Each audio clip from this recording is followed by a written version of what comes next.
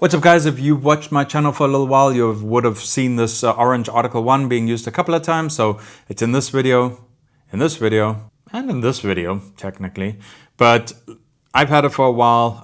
It's run super stable until last week where the little regulator in here started creeping. So it's not too uncommon for the Cat5 to creep a little bit. My other Cat5 did it pretty much a week after I bought it. It's not uncommon for stuff like the SFR Mini, so the Redline reg does the exact same thing. It starts creeping real quick. We need to kind of get the reg out, we need to open the reg, we need to service the reg. Oh, I have one of these. This is the big old Wolverine O-ring and tech kit. O-rings and stuff on both sides. This thing is well worth it. If you've got a couple of these guns, if you've got a team with a couple of the guns, so a couple of MTWs, a couple of Infernos, you're running Cat5s, you're running the old Storms, you're running Reapers, whatever, it doesn't really matter. These kits are well worth it. I recommend them. Yeah, boy. We're gonna break this bad boy down, take the grip off, and we're gonna do the whole service for you guys, and you'll see how easy it is to do. So let's get into it. So first thing, let's get the battery door out, and then we can start taking out the screws. Yeah, I've just noticed I got a different screw in here. I think I lost it at some point at some field. It just kind of fell out. Hiya.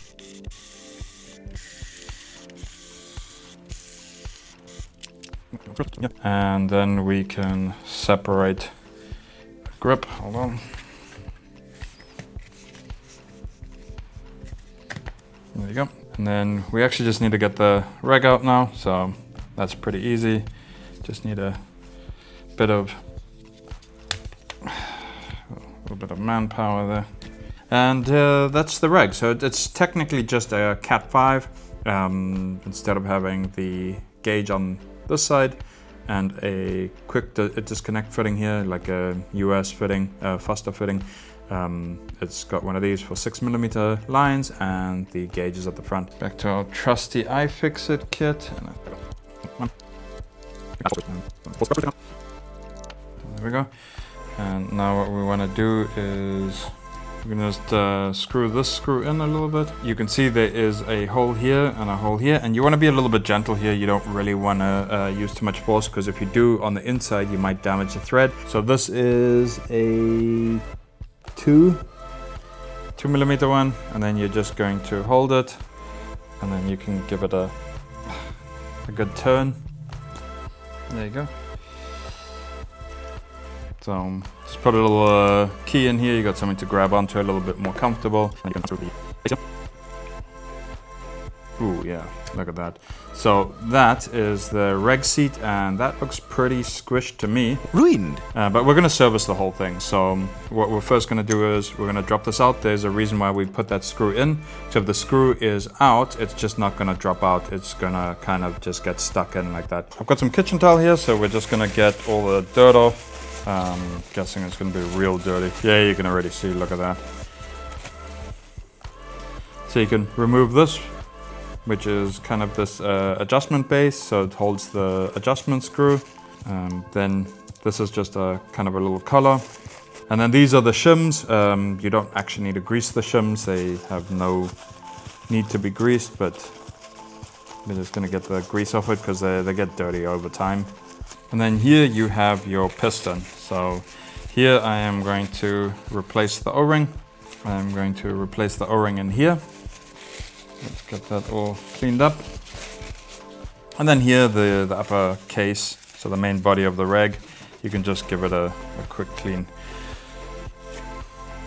Then I'm going to use a microfiber cloth because yeah, you don't want to get any like strands of like kitchen roll or toilet paper or tissue or whatever stuck in the reg, because that can cause issues.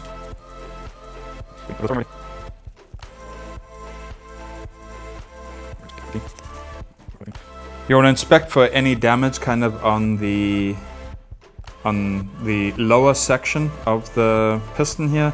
Like here, this little light scratching is fine, that's just from the shims, but lower down is where it's meant to actually seal, especially around this edge. It's where it pushes against the reg seat. and you definitely want no damage or dirt there because it's just then gonna creep again. So let's get the Cat5, the Category 5 owner's manual, and we're gonna go check what O-rings we need. So what do we need? We need a 1.5 by 8, so we're gonna 1.5 by 19, and then we are going to need a 1.5 by 15 because we are gonna need our grease and this little pick to get that one O-ring out. I'll use a needle too. You can see I've got a spare piston here, but we're also going to need a new reg seat. Kit comes with a couple of them. I've already replaced a couple for some friends and teammates. I got you, homie! So we have everything we need. So we have our new reg seat, we have our 1.5 by 8, our 1.5 by 15, and our 1.5 by 19. So we can already start. Let's start with our piston. We'll get our 1.5 by 19 on there. Then we've got our 1.5 by 15. That one is gonna come in here. Here we go. And then we're gonna put our reg seat in there too while we're at it. And there you go. That's the reg seat in there. That's the piston already sorted. And now for the most challenging part is getting this O-ring out. So you can see it's on the inside here. I'm gonna actually use just a sewing pin. This one I've been carrying around for many years. You can see it's pretty fucked. What? There you go. And that just plops out. That's trash. We're gonna throw it away. And there we have our 1.5 by 18. Let's just give this another little clean. Bit of a pain in the ass to get in, but luckily you don't have to do this very often. So I just used tweezers and kind of just a big key to kind of just finagle it in. The rounded bits get it, sides get it in quite easily. And that's it. So now let's get a little bit of lube. These trusty little applicators. Bit of Tech-T gun save. The shit's been around for decades. Like they've been around for really long in the paintball industry. So let's get a little bit of lube on that one, on the O-ring there. Make sure it's liberally lubed like that. That's good. And then we can get a tiny bit on this O-ring. Now we can get to the shims here. You'll see there's quite a few of them. So here you can see in the manual once again the spring washers. So how they stack up. It's quite simple. So you've got the convex and concave. So they work together like that. So you put two together and you'll see there's kind of like a bit of an oval shape. And you're gonna put, the first one is like 1, 2, then 1, 2 again. And then the last one is one convex, another one, and then like that. And that is going to be your piston like that. You'll have the shim at the top if yours needs it. Wolverine would have installed it when they tested it and they noticed that there was some inconsistencies. So that is how the shim stacks should look. And then we can put it back in our body. So we've cleaned the body. Then we can assemble our adjustment spacer. So you need to make sure that you have it on the correct side. So this big adjustment hole over there, so you want it to line up properly. You can see ours does, and we can start adjusting it a little bit, and then that's gonna lower it properly in place. So that's also now locked in place, and now we can get the reg base screwed back in. Here again, let's get that in, let's be gentle. We don't wanna damage the threads in any way. And you'll see where the grub screws have kind of dug in already. You'll notice a little bit of a kind of like pitting in the anodizing, and that is gonna kind of help you align it properly. So let's get these grub screws back in.